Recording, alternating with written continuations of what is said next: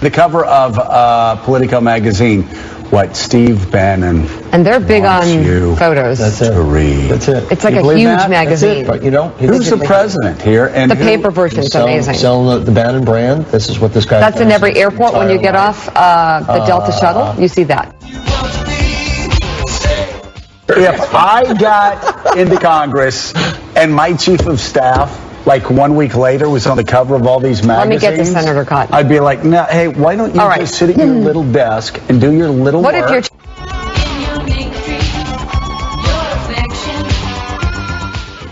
2 weeks in, he's on the cover of Time magazine. 2 weeks in, he's on the cover of Politico magazine. Everybody, he's going to be on the cover of the Atlantic, Jeffrey Goldberg tells us. He's like everywhere.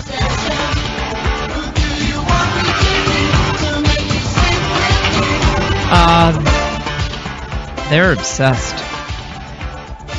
It has become a serious obsession on the part of the kids over at MSNBC. What would they talk about? The show would be about 3 minutes long if Steve Bannon didn't exist. You are listening to the Laura Ingraham Show, 855-40-LAURA. You know, Justice Thomas said to me once, I'm sure he wouldn't mind my repeating this, that I think about 80 to 90% of everything that's said about you that is negative is based in jealousy. You get the sense that old Joe is just... He feels like he's losing that connection with Donald Trump, that Bannon has kind of edged him out as the favorite go-to guy and giving advice. I have an idea. If Scarborough can do it so much better, why doesn't he leave his several $million-a year gig at a network that nobody watches and go help the country? Why doesn't he step up? But this idea that Steve Bannon, anyone who knows Bannon knows he doesn't speak to the press, and I've known him for about, 18 years. He rarely speaks to the press. He gave that one little interview, but he is not someone who wants, he's not a press hound for himself personally. He cares about the issues. He wants to accomplish what Trump campaigned on. That's what he wants to do. And I'm not saying he's going to get everything right. Nobody does. But the idea that Trump would ever allow the very people who discounted him at every key moment during the campaign and dismissed him and maligned him, as the kids at MSNBC did, when they weren't sucking up to him, by the way. It was always kind of a whiplash deal over there. On the one hand, if Trump called him on the phone, it's, oh, Donald. On the other hand, it's, he's got to lose. The question is, how bad? And now they actually have a guy in there who's really effective. Really effective. And unafraid. And their goal, clearly, is to try to drive him out of the White House. Now, why would that be a goal of the folks over at MSNBC? And you could name a variety of other journalists who have this goal. I use the term journalist lightly. Because they would much rather prefer one of the political sages of the last 25 years to be inserted into the White House to properly direct the Trump team. So they're properly conducting themselves to, of course, negotiate these lovely trade deals and perhaps, I don't know, maybe get us into another war in the Middle East. But you can't have this economic populist. You can't have this skeptic of globalization at the president's right hand, as the president's right-hand man. No.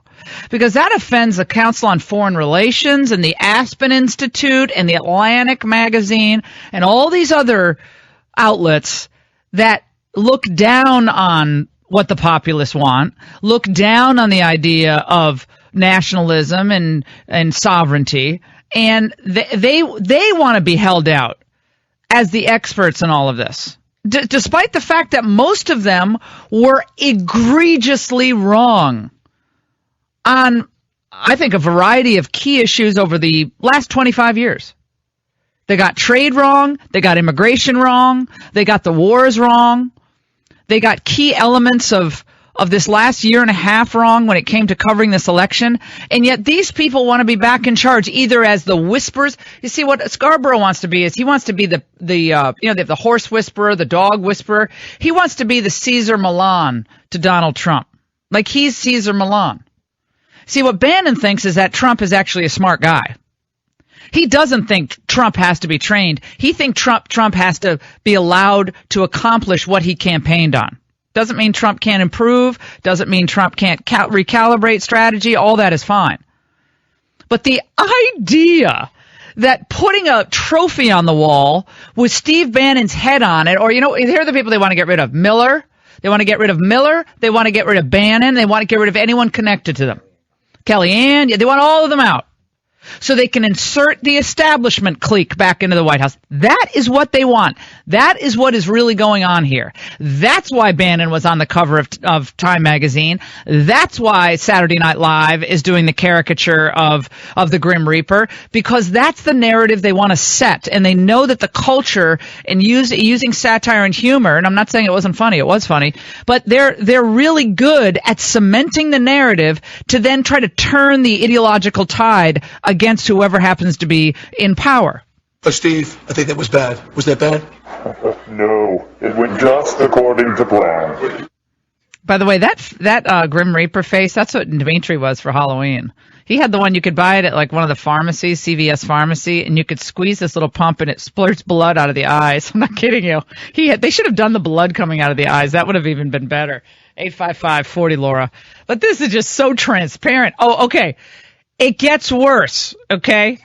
Donnie Deutsch, last seen at Scores Strip Club in New York, said this. I've been around the press business. Steve Bannon is probably talking to the press and leaking more things what a lie. than anybody in the history of art. Steve Bannon, more than anything else, is in the business of promoting Steve Bannon. You don't end up on the cover of Time. If you think Donald Trump is the great promoter, I think we've got somebody to kind of actually match him in terms of managing the press, in terms of basically in the business, the carnival barking business. You know. Speaking like a guy who dresses like a carnival barker every day with the zoot suits, kind of the wide pinstripes, and who was in marketing, who is a marketing guy, had a PR firm. He doesn't leave the house without selecting 5 or 6 eyeglass frames. Oh, will the tortoise shell look right with this suit, or should I go with the frameless, just the glass, the glass frames without the rims around them. This is a guy who obsesses on his looks, and he's Steve Bannon is trying to promote himself. Think about Bannon coming in with Kellyanne Conway in August to run a campaign that no one thought, except for a few of us, thought was going to win. Was he successful? So if Trump lost, like everyone thought, how would that have improved their brand again? Joe or Donnie, or how would that have improved Steve Bannon's brand to manage a campaign that almost everyone thought was? See, what I think is that people who go into situations and call it as they see it, not as they wish it to be, but as they see it, and actually see the goal, they see the goal line, and they're gonna score. They're gonna keep scoring. Those people are visionaries. They're visionaries, and they know what it takes to win. These other people are backbenchers. They're backbenchers calling on the play 30 seconds after the play already happened. I'm telling you this for a reason. The left is galvanizing. The war is a daily one. Trump spends a lot of time talking about the war against ISIS and how dangerous the world is today. He's right about that. But on the home front, the war is just as serious. It's very serious that you all understand what's going on here. We now have reports that left-wing activists are mobilizing in the home districts of key Republican legislators. They've done this in Janesville, Wisconsin, and they're trying to make now Paul Ryan's life miserable, and they're using the excuse of the immigration pause, of the travel pause. But they intend to keep this at a fever pitch for the next 4 years. And left-wing activist groups online and elsewhere have said that their goal, their ultimate goal, is to make this country ungovernable. Ungovernable. Chaos, anarchy, intimidation, distrust. This is what they're all sowing in their own way. And I would put Democrat congressmen into this mix as well, because they have their part in all of this. From Nancy Pelosi saying Steve Bannon is a white nationalist last week. That is reprehensible for that woman to say that. That is reprehensible. But that's how far they will go. They were all embarrassed in the last year and a half, predicting confidently of Trump's demise. Now it is their goal to prove themselves right in hindsight.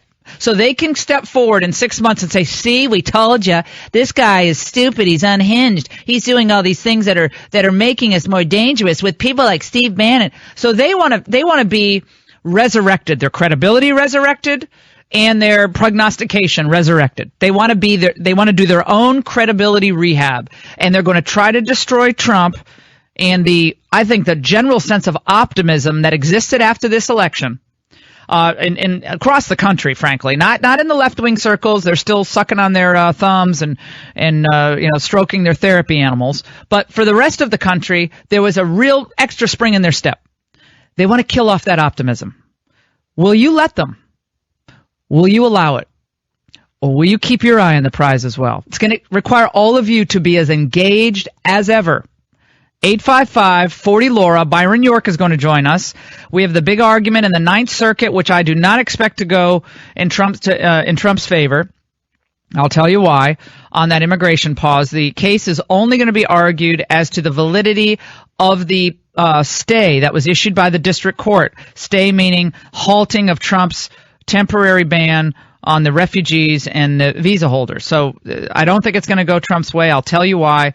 Bob Costa is also going to stop by. We have a great set of guests. Craig Shirley, how we could learn from the Reagan White House experience, fast forwarding all the way to 2017. We have a lot on our plate. We'll get through it together. 855-40-LAURA. The war continues, and I am ready to go. Hey, jealousy. Hey, jealousy. 2 weeks in, he's on the cover of Time magazine. 2 weeks in, he's on the cover of Politico magazine. I'm sorry that people are so jealous of me, but I can't help it that I'm popular. Okay, you want to keep your favorite podcasts like this one free to download, right? Well, then all you have to do is complete a short, anonymous survey, which takes less than 5 minutes. Just go to podcastone.com/mysurvey to answer the questions. You can also get there by clicking the banner at podcastone.com. If you've done this in the past, we'd like to thank you, but we do need you to do it again, because we want to make sure we're giving you what you want. That's podcastone.com/mysurvey, or click the banner at podcastone.com. Yeah. What is good for? Absolutely nothing. I've met this guy in business before. Forget that he's a dangerous guy, and You don't think he's a white nationalist and all these horrible things. Oh, you're talking about Bannon? Yeah, beyond that, he is the ultimate, more of a promoter than Trump. I mean, I don't think we could have ever topped this, but this guy in a matter of time went from anonymity to the guy who's running the world. Do you presume to criticize the great Oz, you ungrateful creatures? You are listening to the Laura Ingraham Show. This obsession is... I think there's a pill for that, isn't there? Isn't there a pill you can take to get over your Bannon obsession? Like it's like a chicken and egg problem. Well, 6 months ago, no one knew who he was. Actually, a lot of people knew who he was. But now everybody knows who he is. Well, maybe if you guys don't obsess about him and you just cover the issues that matter and stop trying to demonize one person who's very successul and effective because you want to put these namby-pamby Republicans into the White House, well, maybe then things would no one really care about Bannon. But you all are obsessed with him, and we know why. You're listening to the Laura Ingraham Show. 855-40-LAURA. Yeah, it's a good point. Like friends are saying, well, where was Saturday Night Live when they had the chance to make fun of Nancy Pelosi or? Yeah, all the, did they ever really, and I mean really, skewer Ted Kennedy? Not as much as they could have. If there was a Republican who got as drunk as Ted Kennedy did, I hate to speak ill of the dead, but it's not the first time we've heard about this. I mean, the 80s were like, you didn't know what restaurant you were going to go to in Washington without seeing Ted Kennedy under the table with some, 20-something. I'm not kidding. And so there was a lot to ridicule in the Democrat Party, but Saturday Night Live picks its targets very carefully because they're all liberal and they have a goal. And you got to hand it to them. I mean, they did it to Palin. They want to do it to Sean Spicer. And they think every time you look at Spicer now, you're going to see Melissa McCarthy. And they want to cement that in your mind. So then the newscast, I love how NBC News tweeted the video of it out. So now NBC News is NBC Entertainment. It's all one and the same. Let's go to Dave in Indiana, line 1. Dave. Yeah, number one, Steve Bannon does not run the country. Donald Trump does. And number two, where was all this SNL snowflakery when Valerie Jarrett really was running the country out of the White House? Great with point. Her ties to Iran. That's a great point. Yeah, but we didn't have the Grim Reaper with Valerie Jarrett. Or you didn't have to do the Grim Reaper. You could just have like a Charlie McCarthy puppet deal. Like you could have just been the ventriloquist for Obama. Or making fun of Obama with his teleprompter. Making fun of Obama where every other word is or making fun of the garden, the White House garden, where we were supposed to be led to believe that Michelle was out there with her gardening dogs every day, pulling fully grown pumpkins out of the ground. I mean, there's a huge amount of humor. Well, you had to find it in the Obama diaries. The book Raymond and I did. You had to read the Obama diaries because that was the humor. We pegged that in 2010. Let's go to David in Maine. David, welcome. Yes, I'm calling regarding the comments about the left. I'm an independent voter and consider myself moderate. However, Trump's behavior with his comments to the world, his attacks on the press, individual attacks on people, and pretty much outrageous, incomprehensible tweets, I just find reprehensible. Which is, and I'm not sure. So you didn't vote for Trump, obviously, right? You voted for Hillary? You can sit there and fearmonger. Okay, so just take a breath. Take a breath, David. Couple questions for you. Did you vote? I assume you voted for Hillary, right? My voting preference is private. As I said, you're on a national radio show speaking your mind, and now you're worried about privacy? I mean, here's the problem with the left. The second you question them, like, oh, I can't talk about that. Oh, that's private. It's like calling into a national radio show, spouting this bromide and that cliche. And you're a Hillary partisan, and that's fine. That's okay. But don't try to call and say, I'm an independent voter. You're a Hillary supporter. Because if you weren't, you would have been very comfortable saying, in fact, I didn't vote for Hillary or Trump. But he's a Hillary supporter, and he's bitter. And he's in Maine. And I love Maine. But it can get very cold in Maine in the winter. And I think it's that seasonal affective disorder. All the maniacs, you got to get some sunshine. Okay? So just get some sunshine. You'll feel better. You'll be happier.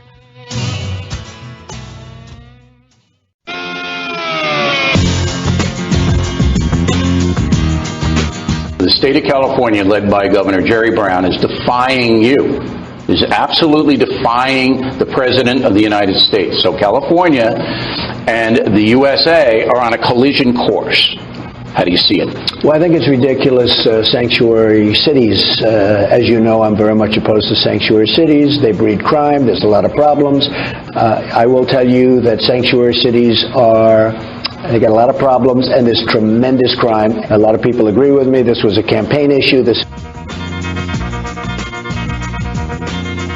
It was a campaign issue, and he was elected president of the United States, and he's going to go about enacting the parts of his agenda that ended up being very popular in, I think, across the country. And when you look at the polls on this immigration or visa or refugee pause, and most people think the underlying merits of this are pretty strong. The court hearing today at the Ninth Circuit Court of Appeals, you have an 85-year-old judge appointed by Jimmy Carter. I erroneously said Bill Clinton on Fox and Friends. Sorry, but same deal. Jimmy Carter, 85 years old, William Canby. Then you have a Obama judge who went to Berkeley and Stanford He's a real liberal. And then you have a George W. Bush appellate court judge, and all they're doing is they're hearing the arguments on whether or not the lower court ruling on the TRO, temporary restraining order, its injunctive relief, should remain in place. The validity of that underlying stay of the executive order. The merits of the case will not be argued today. That is to be decided at a later date, but nevertheless, this needs to be handled in another way in the future when they do an executive order rollout. Joining us now is my old friend, Byron York, Fox News, Washington Examiner, great writer. We love having him on. Byron, how are you? Laura, I'm doing very well. Thank you. So we have a scenario here where Trump on the merits is quite popular on what he's doing to try to revamp and revise our immigration policy, specifically with the refugees and the visa holders. The rollout obviously was done, in my view, in a clumsy fashion. You should have had the AG in place. You should have had the Solicitor General in place, all your U.S. attorneys that might be involved in arguing this case for the government. None of that was done. But nevertheless, we are where we are right now. What is the political fallout that might continue? Does this stand to be a distraction for the administration?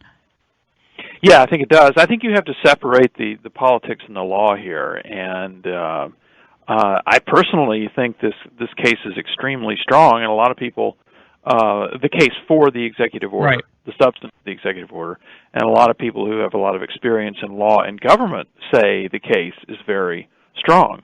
And to some degree, the merits, the actual substance of the case is at argument in this Ninth Circuit hearing, because basically the government is saying, look, the law and the Constitution give the president the authority to do this, and they do not give a U.S. District Court for the U.S. District Judge for the Western District of Washington State the authority to do it. So, I mean, there's some of the substance at play, but politically, it was interesting. I listened to Eric Schneiderman, who is the Attorney General of New York State, who is one of the attorneys general who has filed a suit against Trump over this. Listened to him on MSNBC, and it was pretty clear it's really a weak case. I mean, there's a lot of jumping up and down, and there's a lot of waving of hands. But on the substance of the case, he was actually kind of circumspect about the possibility of actually winning in the end. But it's not about that, right, Byron? This is about whipping up the public opinion on the left in this constant mode of domestic warfare against this administration. I think they know the merits aren't there for them, but it doesn't matter. It's keeping this buzz going against Trump, or buzzsaw going against Trump. The immigrants are showing up at Paul Ryan's district, and they're showing up at town hall meetings for Republicans across the country. And they want to put this incessant pressure and make this atmosphere in Washington to be an intolerable pressure cooker for Trump. That's my view. No, you're right. I could not agree with that more. On the other hand, this is something that the Trump administration, the president himself, knew coming in. So it seems to me that the only thing that they do is pay attention to your advice about being better prepared and rolling these things out in a more professional manner, but then hanging tough because you're going to win in the end. I think that's right. That's right.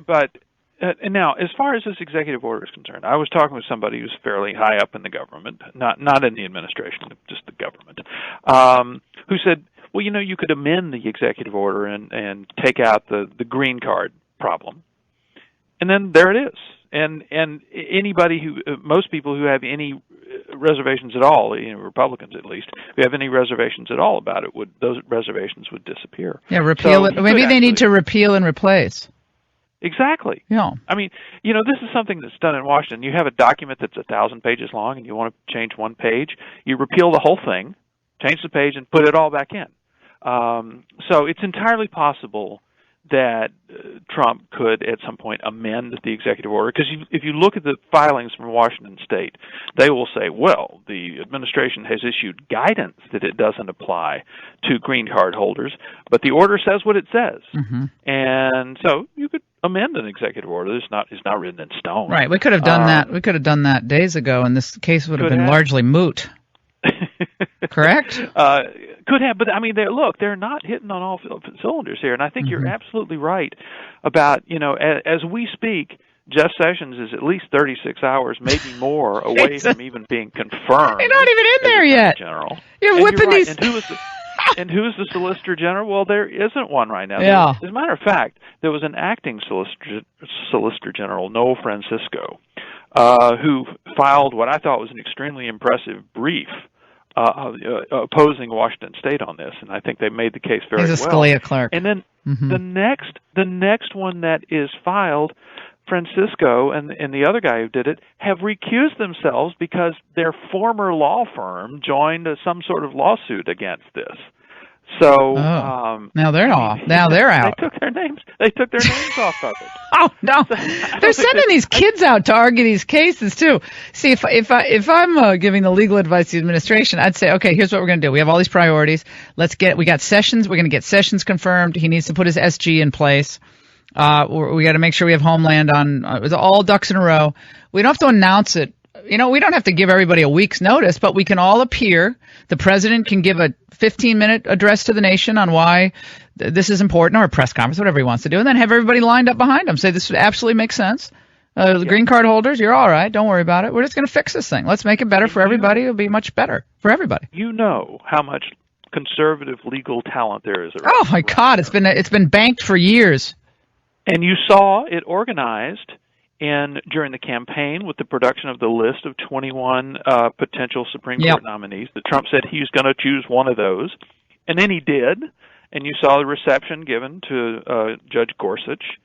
So, I mean, you can see what these smart legal people in the conservative world can do, and the idea of not harnessing that and focusing that in the production of this executive order and others, is just a problem that the Trump administration is going to have to fix. Hey, Byron, do you think that the left is going to fight on other appointments that are not cabinet appointments? Because I'm thinking ahead to what they're doing in court to challenge every executive action of Trump and other things. So it's going to just be constant lawsuit-orama. So given that the Solicitor General's office in the Justice Department, that's the lawyer who represents the government at the Supreme Court and can represent the government in any court, that's a very important position.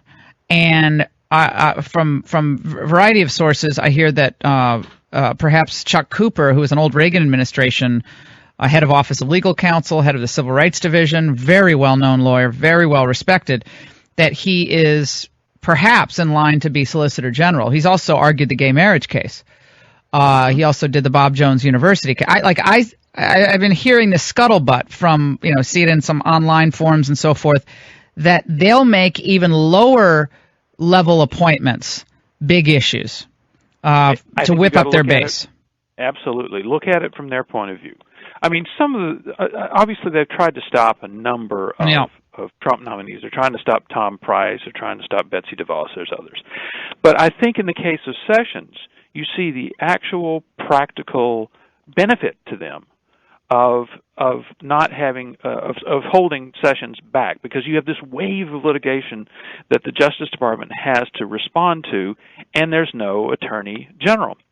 So I think if the goal is in fact to throw sand in the wheels, and that's certainly one of the goals, it would make sense to stop some of the key people who would be doing the key work in the administration. It's not unprecedented. I'm just talking off the top of my head, but I remember when George W. Bush appointed Ted Olson to be Solicitor General. There was a fight about it in the Senate. Yeah, he was ultimately confirmed. Right. But he had obviously litigated Bush v. Gore, and Democrats were mad about it, and so it's not unprecedented that they would fight lower appointments than the cabinet. Well, and I bring that up because of the gay marriage thing, and they say what I mean. You can see what they're going to do. So, And that just goes back to there's all these young lawyers who have been sitting out on their, sitting out in the wilderness who are like Scalia clerks, Thomas clerks, who could be Solicitor General with their eyes closed. You know what I mean? Who don't have any of that baggage. Yeah. I just think there's a lot of interesting possibilities here, and I have no idea what they're going to do. This is the stuff that you report on, and LifeZet is doing some stuff on. Byron, let's talk about the where we are on the anger directed at to some extent, maybe it's slightly exaggerated to say anger, but the concern that there is a establishment creep going on in the West Wing, that now it looks like Elliott Abrams, an old neoconservative, I like him very much, but you can't get any more neoconservative than Elliott Abrams, who could be Deputy Secretary of State. Others that they're looking at to put in the West Wing, who would also be, I guess Paul Ryan's one of his top aides could be in charge of something in the West Wing as well. What of that?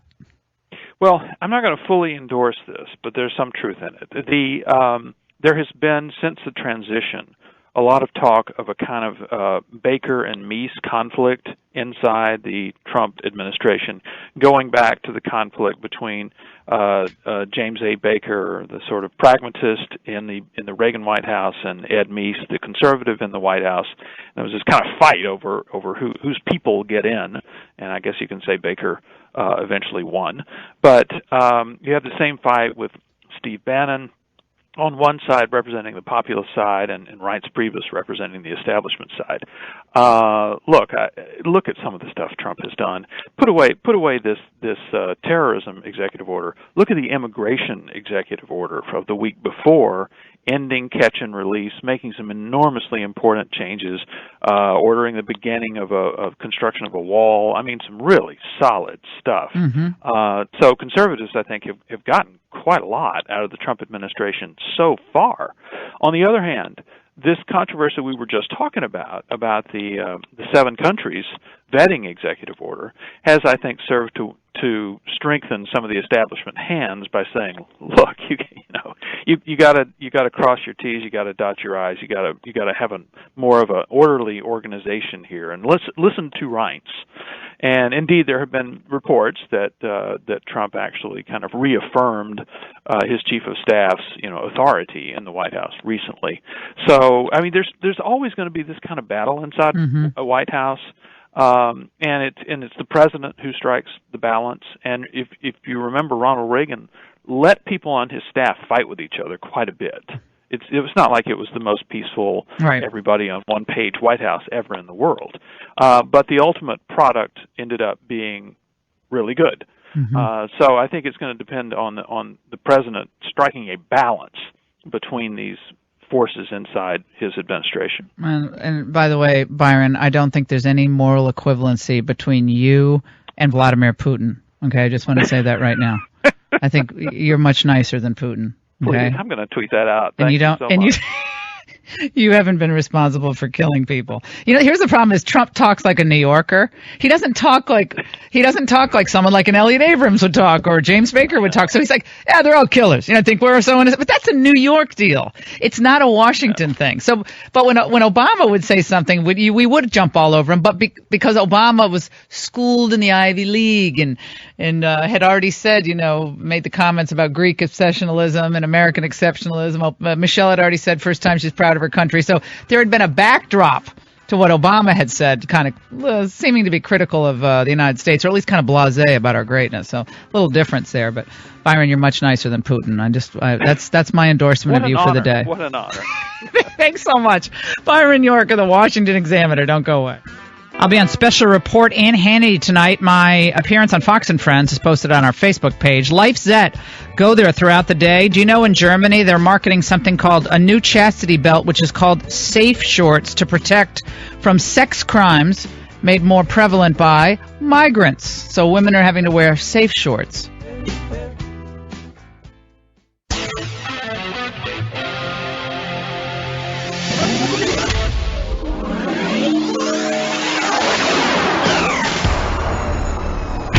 Your healthy radio addiction starts now. Power to the people! The Laura Ingraham Show.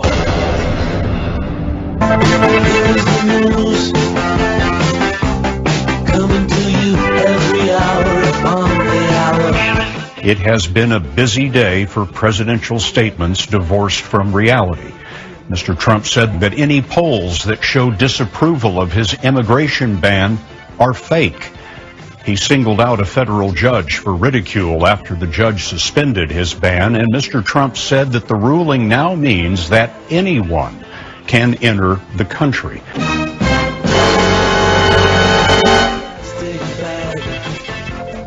I like when Scott Pelley puts on that voice. The president is actually standing up for the American people.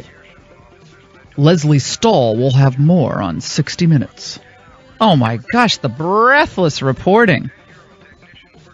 Didn't he say something about divorce from reality? You cut out the best part. Did he say that at the beginning? Oh, okay. I think he used the word divorce on purpose, just to really remind us of where Trump's coming from. You're listening to the Laura Ingraham Show, 855-40-LAURA. The Federalist has a great piece out, 16 fake news stories reporters have run since Trump won. LifeSet was all over that. All the stories that are tweeted and retweeted that turn out to be false. I mean, across the board. The MLK bust was only one of them that they immediately had to take back.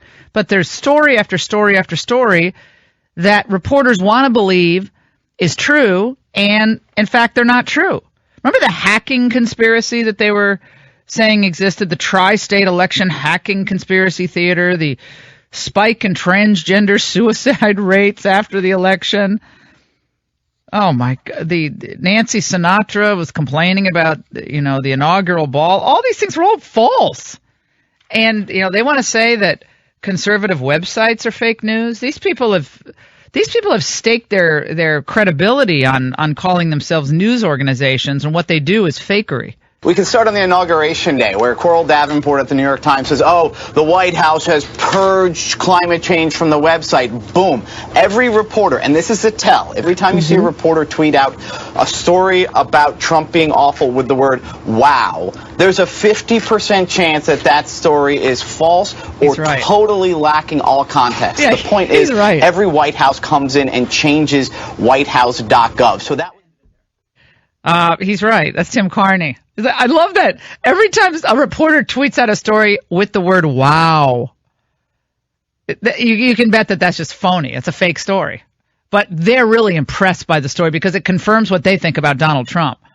All right, he's here to kick around some of the news of the day with us. John Conradi, who's the editor of Politics, Polizet at LifeZet. You guys had a lot going on with this Soros story yesterday, John. The anti-Trump lawsuits are going to be clogging up the court system. These are going to be filed every day of every week for the next 4 years. I've said this from the beginning, and you guys had a story that George Soros's fingerprints could be all over this. Tell us about that. Well, I think it's important for people to understand where a lot of these lawsuits come from, because they become a tool for the media to pretend like there's this mass resistance to everything that Donald Trump is doing, when really it's this billionaire leftist who's famous for causing trouble like this and for funding protests, often violent protests. This is the same person who's funding these lawsuits that are being filed. And we have pretty solid proof that he's behind some of these groups, or how does it work? Oh, yeah. So he has this organization called the Open Society Foundation, and that's where he runs all of his tentacles come out from that foundation, and that group donates to other groups. So it becomes this sort of chain. It's barely a pass-through hidden to progressive protests. It's a pass-through, Open Society. So they pass it through to others, and then others send out their social media alerts. And I notice a lot of the posters are in the same handwriting.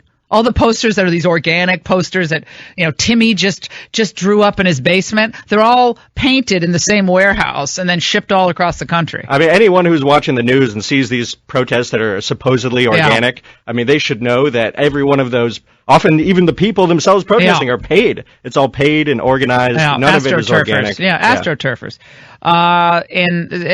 Meanwhile, we have a complicit media. They're ready, willing, and able to take what the left says as gospel and run with it. And you've written pieces on Polizet about how the fake news meme they tried to use against conservatives, who generally, not all, but a lot of them got it wrong, but LifeZet got it right, Breitbart got it right, a few other people got this election right, but they all got it wrong, and now they were trying to use the fake news moniker against us. Well, I find it so amazing that Scott Pelley is making that to be such a terrible thing. Divorce Donald Trump is from criticizing the polls. Well, last night, Brian Stelter on CNN was trying to say that all polls are scientific. You can't criticize it. It's science.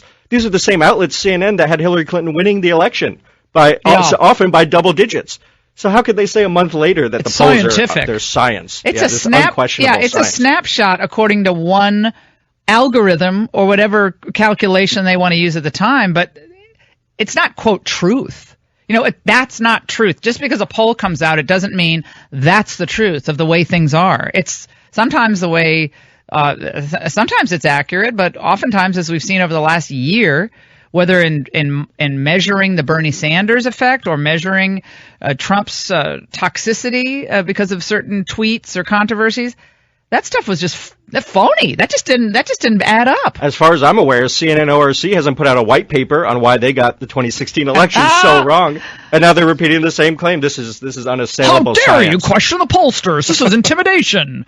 Some interesting callers, John. Let's go to Kristen in Maine. Kristen is making an interesting point about the power of satire. Kristen, go ahead, my friend. Hi. Oh, thank God for you. Your voice is great. You're where I get my news. We really want, I'm so sick of the liberal news. You're where I get my news, and my kid right now is at community college taking film editing classes, and I keep telling him we need another televised news out there called The Rest of Us. And we also need, an alternate Saturday Night Live call it Sunday Night Live. Well, it used to be, I don't know how old you are, but there used to be the Wonderful World of Disney was on Sunday nights, and Marlon Perkins, Mutual of Omaha's Wild Kingdom. Those Sunday night was appointment viewing in my house and television days in the 70s. And you're right, it would be nice to have the conservatives tried it, Fox News tried it with David Zucker and some others that were involved in the half-hour news. It was called the half-hour news, I think. It didn't quite work. It's tough to do comedy. It's tough to do satire. But I agree with you in principle that, and we're going to do more of this on LifeZet, because I think satire it's more powerful in many ways than substance. Now, why is that? Because it's an image. It is a snapshot in time.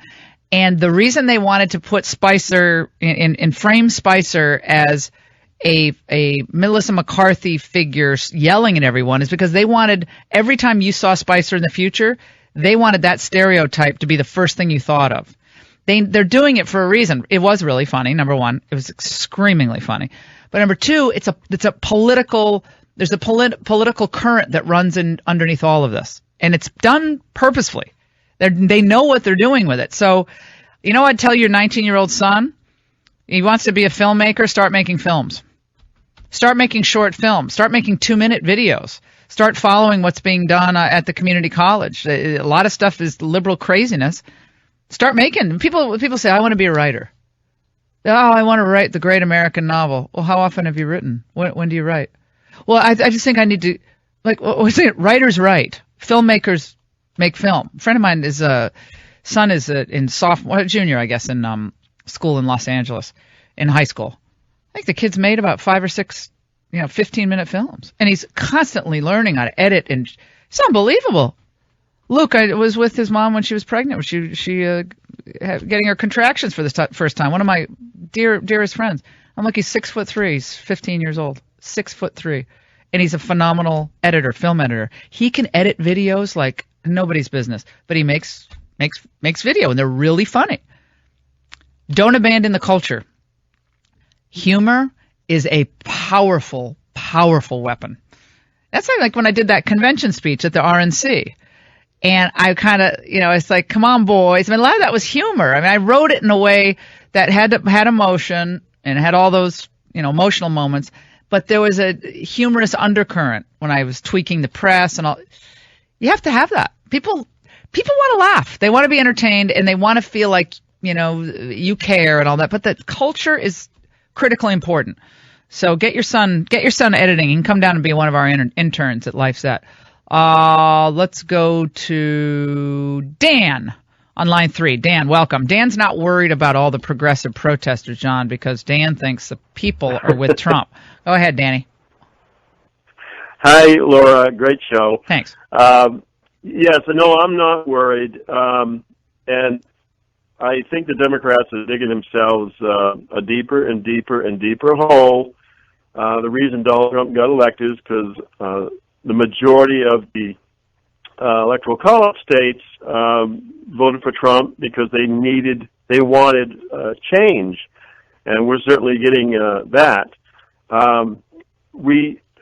The electorate is not stupid. We know what the Democrats are trying to do with their obstructionist type lawsuits and all that, and trying to hit him from every angle, trying to impede the appointment of his cabinet appointments there. Trump's going to continue to hit back twice as hard as they hit him. And I think that's right. I think he will. And John, that brings up the point of the Sessions confirmation. And I think what Byron York said earlier on the show is accurate.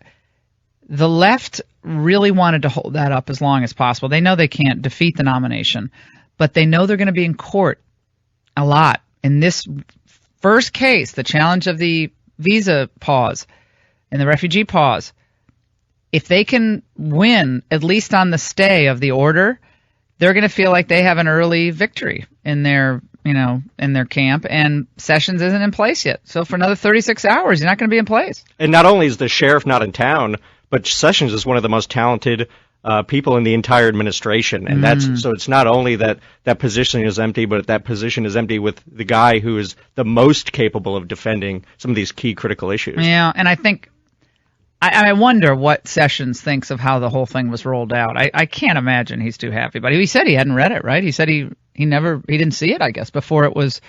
He's not the Attorney General yet, but I don't know if he saw it. Didn't seem like he saw it from he wasn't advising. Okay. Right, yeah, and in a way, they're not actually allowed to take what's called presumptive action. So he actually wouldn't be allowed to have advised them until he's confirmed.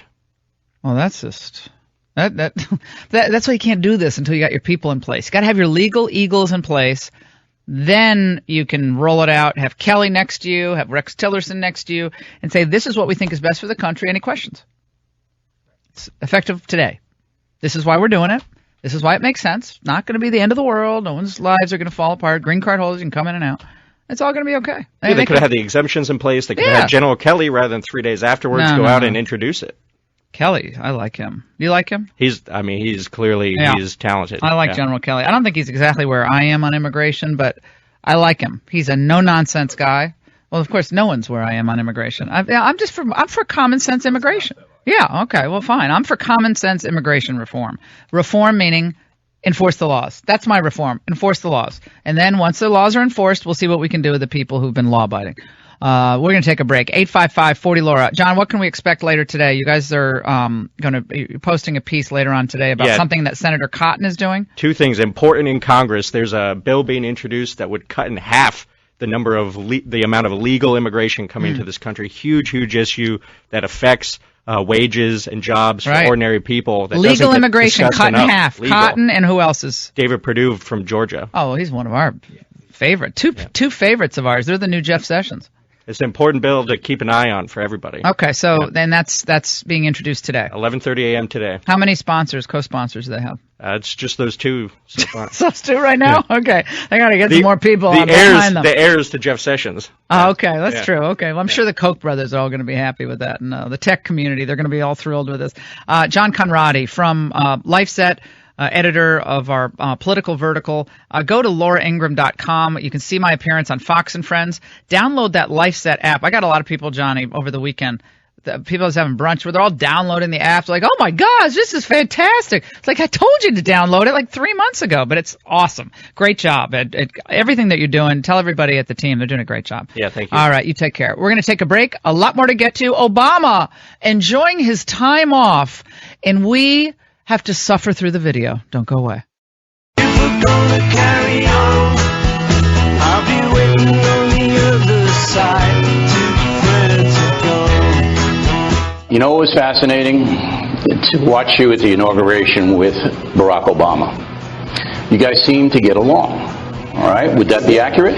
It's a very strange phenomena. We get along. I don't know if he'll admit this, but he likes me. How do you know he likes I like you? him because I can feel it. You know, that's what I do in life. It's called, like, I understand. Oh, isn't that sweet?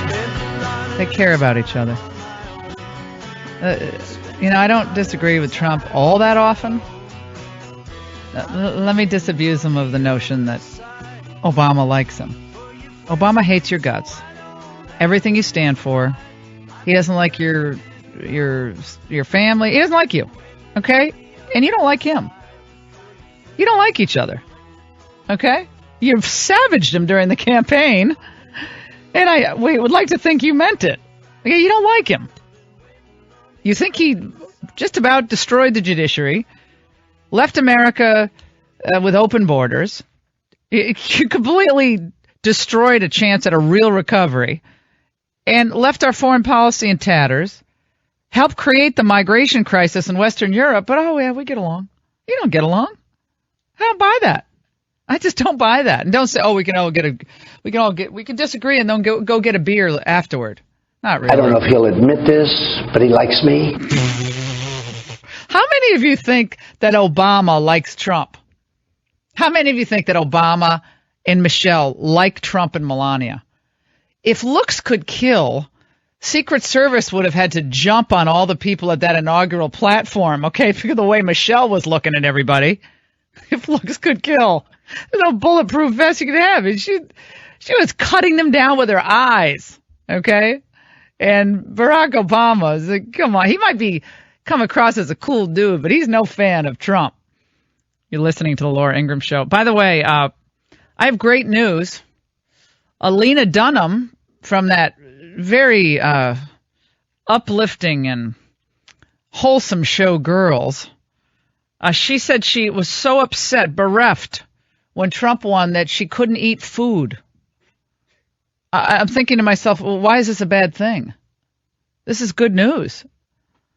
Forget Weight Watchers, move over Atkins. You got the Trump diet. So she lost a whole bunch of lard on the Trump diet. I mean, she better hope Trump's in office for another 4 years. So if that means if Hillary won, would she have packed on 15? What does that mean? I'm not following that, but I'm not. Well, the guys in the studio think she looks really hot now.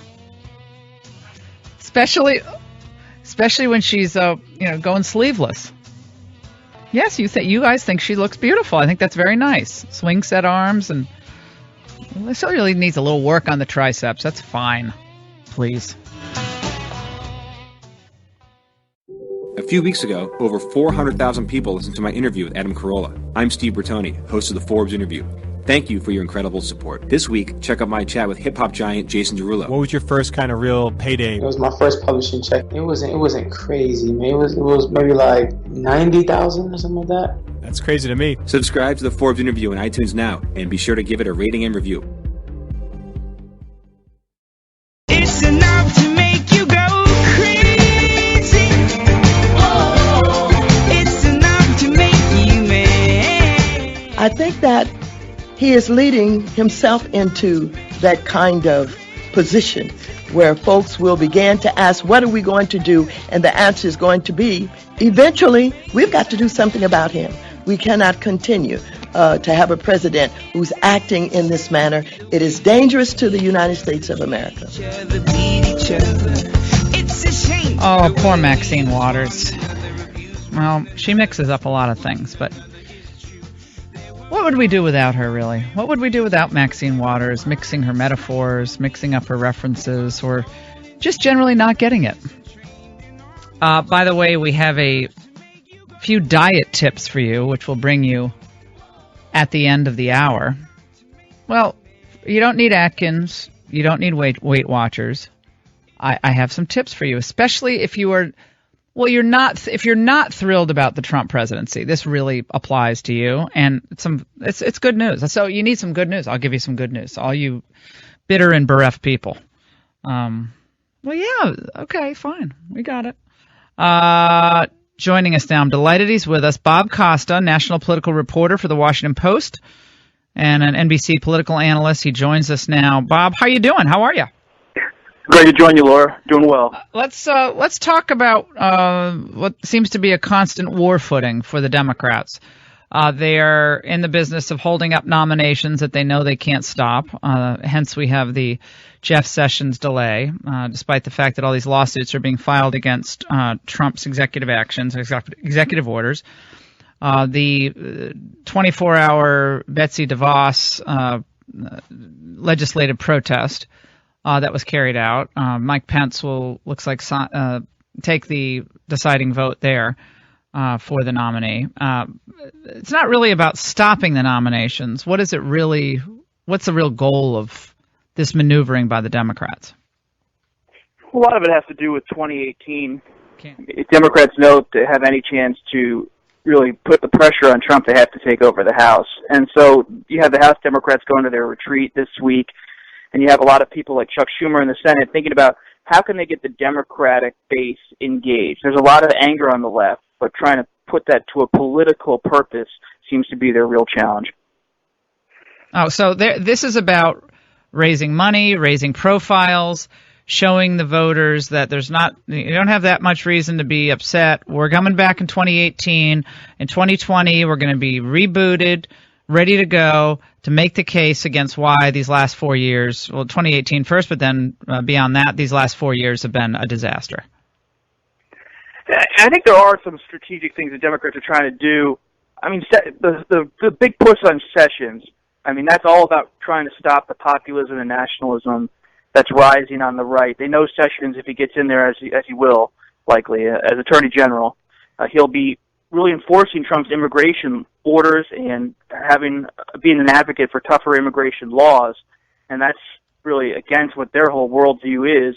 And with DeVos, they have activated the public sector, the public education unions, in a real way, pressuring senators like Portman in Ohio and Toomey in Pennsylvania to really say, that this group, the teachers union, has to get back in the game, back in the arena. And so you've seen a ton of calls come into offices. So that's been, from the Democratic perspective, a positive thing, and that they almost kind of knocked her off, even though she looks like she'll be fine. We're talking to Bob Costa, The Washington Post.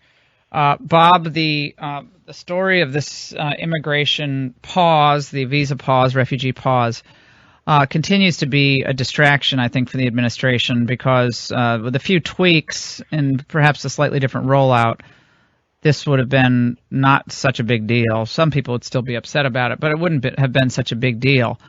I've heard from a couple of folks that there's consideration of a amendment, or I guess it would be a repeal and replace of this executive order to eliminate the green card concerns, any ambiguity about that, and perhaps tailor it a little bit more narrowly.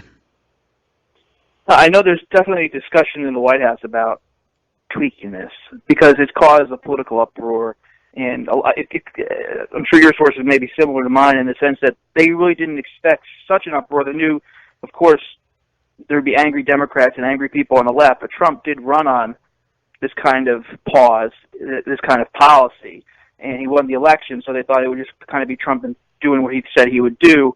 But the way it was rolled out, I think especially among the federal government types in D.C., in the agencies, the civil servants, they were really alarmed at how quickly this came and how the Trump people weren't perfect at explaining it on the television shows. And so there's definitely a thought the rollout and the green cards and some of this alarmism, if it was tamped down a bit, would be helpful to Trump.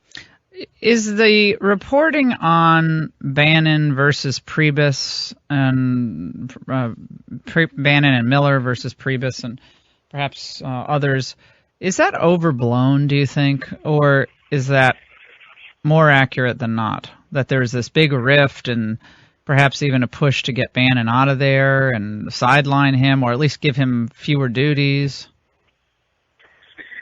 You know, when you have in-laws, right? You have your sibling gets married to someone else, and it's not a perfect situation at first, and you come from different experiences, different backgrounds, but everyone's bought in. They want to support the couple, so they kind of make it work.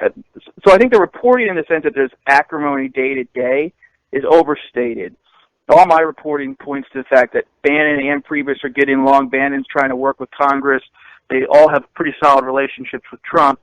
But they do. I wouldn't erase the fact that Bannon and Reince Priebus are very different people in how they see the world. I mean, they don't have the same approach. They don't see populism in the same way. Now, they're all on the same team, so they're playing by the same rules, and they're trying to work together. But I wouldn't just brush it under the rug. These are two very different people at the top of the White House, period. Yeah, well, Priebus was not for Trump.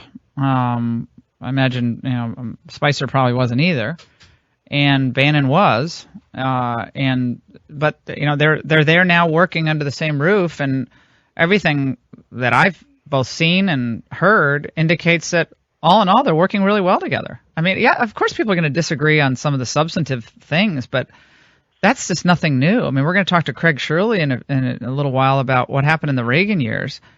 And there's a lot of settling out that needs to be done in government, and in the White House especially. And none of these people have ever worked in the White House. None of them. Well, I think your point about Reagan's an important one, because I don't see Reince Priebus, at least at this moment, acting like James Baker did in the early part of the Reagan years. James Baker comes on from George H.W. Bush's staff. Reagan puts a former rival's aide as chief of staff. You know the whole story. But Baker kind of outmaneuvered a lot of the old Reagan hands from California in the first term of Reagan's presidency. I see Priebus as more of an organizational person who wants Trump, who we all know can be a little disorganized in terms of the schedule, to be more organized. Yeah, I think that's right. And Priebus himself has been clear on that. He's more of the, again, set it up right kind of guy. He's the organizational guy, making sure the right people in the right places. Bannon is more of the policy guy, and that's and he's a he's a strategist. But you're going to make mistakes. They made a mistake in the way they rolled this out. It could have been done much better, and it becomes a distraction. You don't want it to be a distraction. It should be jobs, the economy, working on this repealing and replacing of Obamacare. All the things that they campaigned on are important. This is an important issue, but I just think, I hate that whole teachable moment phrase. It's so tedious. But do you think that do you think there have been lessons learned that will be useful? Just forget the merits of the issue, but just useful in how they proceed on executive action in the future? Yes and no. I think what I'm hearing from the Trump White House people, insiders, is they like in the sense that they went fast with these executive orders. Boom, boom, boom, shock Washington, rattle Washington. They don't want to lose that edge. There's been some concern that when Trump told Bill O'Reilly for a Super Bowl interview, well, maybe it'll take a year into next year for health care. Some people said, oh, man, we can't have Trump starting to play by the timeline of Washington, and these Washington Republicans who want to take forever on certain things. And so there's two different schools. Yes, Trump needs to do more process and not be so hurried, but they do want to keep that Trump style. Mm-hmm. Well, yeah, they like the smash mouth politics too. They are. Oh, they do. They like smash mouth. It is. Well, Trump likes smash mouth. It comes all from the top. Yeah, exactly. This is the kind of guy he is. Like, the judges come after him. It's like, you so-called judge. People thought he was going to be different. He is a New York real estate investor who knows how to brawl with the best of them.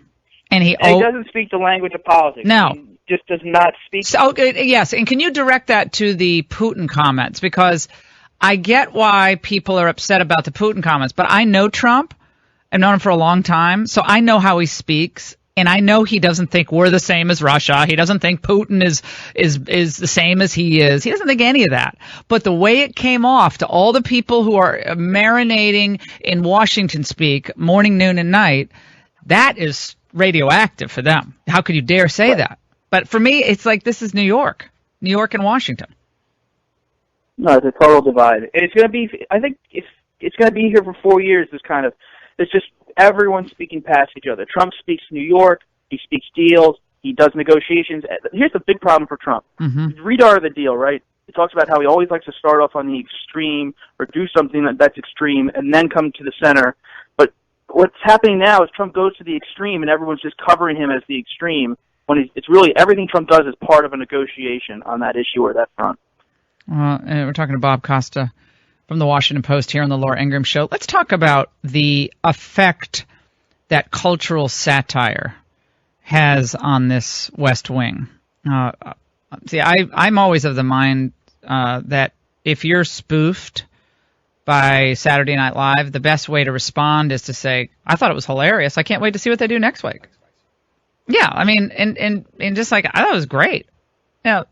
Maybe I'm not quite that fat, but, I think it was great. But it seems like, is this getting under people's skin a little bit, or is it getting under Trump's skin, or what's going on there? Well, Trump doesn't like to be mocked. I think Spicer's played it off pretty smart. I mean, he said, Melissa McCarthy, he's chewing her gum too much. And, yeah. I mean, Spicer knows how to play the game. Yeah, he said it was cute. I saw a Politico story that I thought was, this idea that Trump is stewing over the Melissa McCarthy thing for Sean Spicer, maybe. I haven't heard that on my side. But, Trump, yes, he's sensitive to culture. Trump knows, politics is downstream from culture, as Bill Buckley used to say.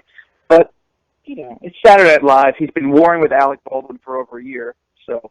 Yeah, they should send him, like, a triple bouquet of flowers this Valentine's Day. I mean, Saturday Night Live. I mean, imagine if it was just Hillary again. I mean, this would have... this would have been a real dull season of Saturday Night Live, but now they got old. And apparently Rosie O'Donnell now wants to come in and play Bannon. She says she wants to play Bannon. Now, she did not lose the weight, apparently, that Lena Dunham claims that she's lost with the Trump diet she's gone on. She says she can't eat solid foods, Bob, so...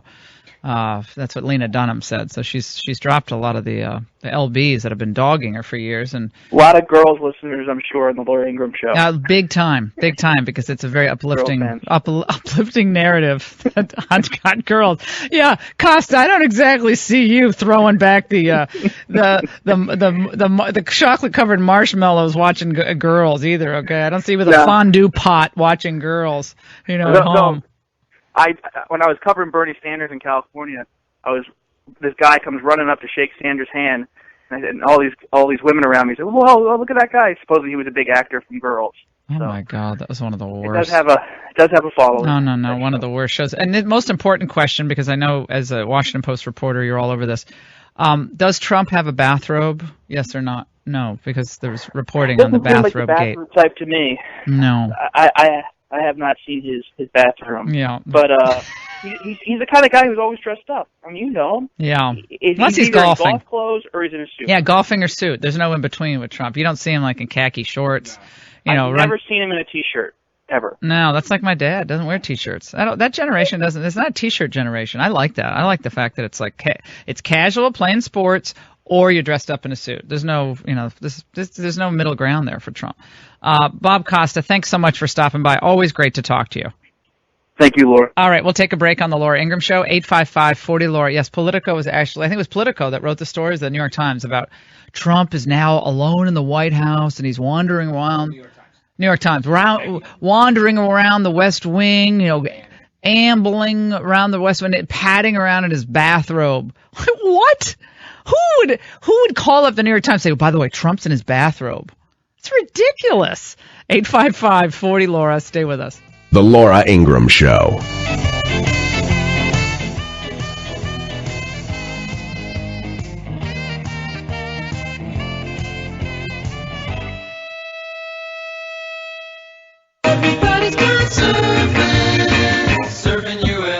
Now on cable news, there's an endless loop of Barack Obama kite surfing. Maybe if Lena Dunham watches that enough, she'll start eating solid foods again. Now that Lena Dunham is losing weight because of the trauma of a Trump presidency. But Barack Obama, he's getting air on the kite surfing. He's flexing his muscles, and the media is an absolute Obama withdrawal. Look to see this video loop endlessly over the next 24, 48 hours. I'm a glutton for punishment.